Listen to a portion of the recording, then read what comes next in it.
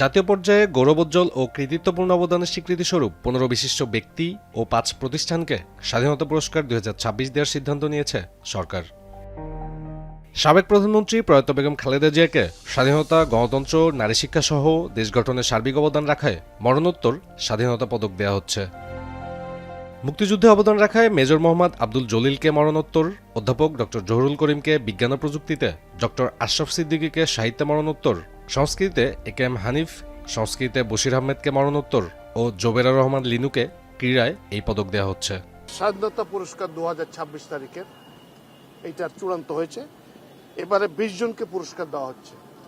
১ নম্বরে আছেন বেগম খালেদা জিয়া, মরণোত্তর, স্বাধীনতা, গণতন্ত্র ও নারী শিক্ষা সহ দেশ গঠনের সার্বিক অবদানের জন্য।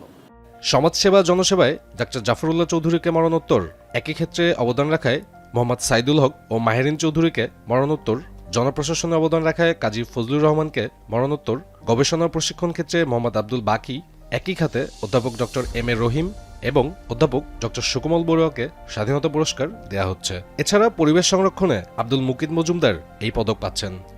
ড আশরাফ সিদ্দিকী মরণোত্তর সাহিত্যের জন্য, জোবেরা রহমান লিনু ক্রীড়া ক্ষেত্রে বিশিষ্ট অবদান রাখার জন্য, পল্লী কর্মসহায়ক ফাউন্ডেশন পল্লী উন্নয়নের কাজের জন্য, ডাক্তার জাফরুল্লাহ চৌধুরী মরণোত্তর সমাজসেবা জনসেবার জন্য। প্রতিষ্ঠানগুলোর মধ্যে ফুজদারাত ক্যাডেট কলেজ মুক্তিযুদ্ধে, ঢাকা মেডিকেল কলেজ হাসপাতাল চিকিৎসাবিদ্যায়, পল্লী কর্মসহায়ক ফাউন্ডেশন পল্লী উন্নয়নে, SOS children's village international in Bangladesh সমাজসেবায় জনসেবায় এবং গণস্বাস্থ্য কেন্দ্র সমাজসেবা জনসেবা খাতে অবদান রাখায় স্বাধীনতা পুরস্কার পাচ্ছে।